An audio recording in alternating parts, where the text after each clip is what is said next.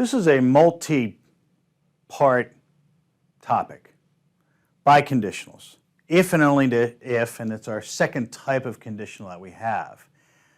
In this one, no matter which way the implication goes, P implies Q or Q implies P, either one matters, it doesn't matter which way it goes. They both end up matching their result in the truth table. So if you look at this one right here, and again, it doesn't matter if it's true or if it's false, go figure. And our simple one here, that means that these are biconditional because it really doesn't matter the order, it's still going to end up with the same type of result. Now, this is denoted by our double arrow or arrow on both sides of the line here. And basically that arrow means that, hey, it really doesn't matter the order between the two that we are looking at, it's going to end up having the same result overall. Now, we actually use that property a little bit later on in something that's actually a little bit more complicated. So in this particular equation, where we're looking at P arrow, again, this was just P and Q that we were looking up here. This one we're doing P implicates Q and Q implicates P. And again, the only property of a biconditional just means that they're going to end up having the same result. So these two columns that you see right here that I'm highlighting, they share the same property. That's another equivalence that we're going to be able to use down the road. So just a heads up with that. But again, in the overall long run of how to solve this out, it ended up being exactly the same way as what we expected when it comes to, well, frankly, having a biconditional. And again, it really didn't matter the order between these two items that we were really looking at compared to just P and Q. We're really looking at these two items.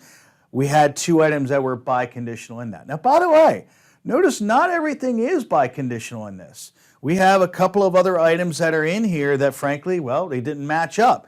We had a false and a true here and a true and a false here. They don't match up. Not every specific situation is going to work for an entire problem, but it might have some biconditionals in it, which we found out in both of these cases. So again, like I said, not every combination or implication will be biconditional.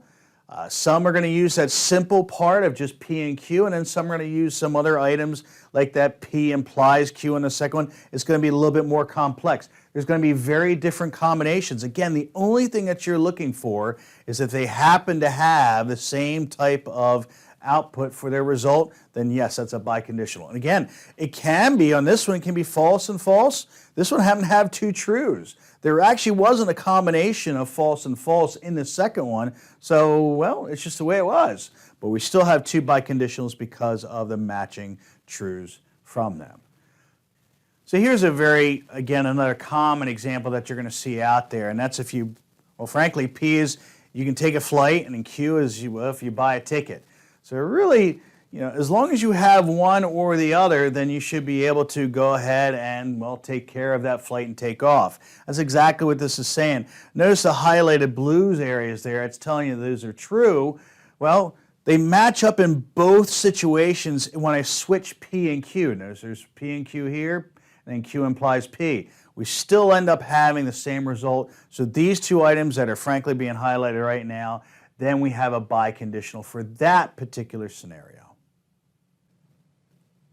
So here's another way of testing for biconditionals, actually, and that's using the converse, which is really, frankly, just the opposite of what we were given.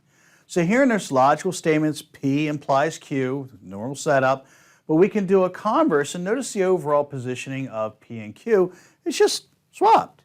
And as long as that still makes sense, then you're in good shape of having a biconditional for specifically this very, very specific setup. Now notice there's some knots in there. We're not worried about that. This is just giving a sentence and going from there. It's very similar to what you're doing here. You're not really doing a truth table or anything else like that. You're basically seeing if P and Q, and then if you can swap it, still makes sense, or frankly, if one's off and we try to swap it, then their values are different. So move on to this exercise that we have right here. But again, it's meant to be very, almost stupidly simple in this one. So keep it that way for now, because we'll do more with biconditionals later.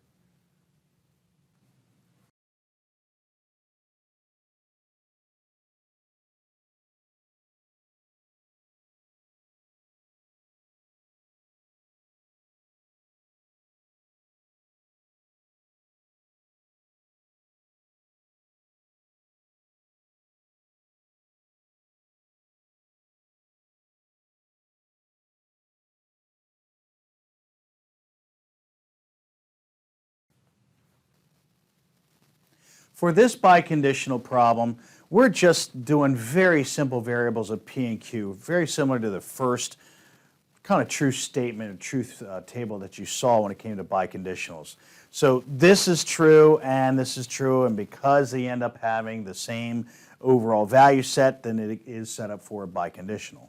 This one's going to be true because 1 plus 1 is 2. This one's going to be false. They don't share the same value, so it's going to be not biconditional.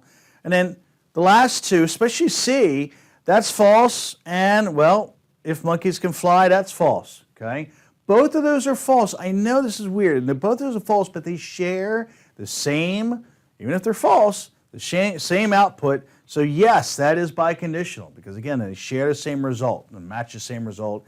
And then finally, we have a false for if 0 is greater than 1 and then true.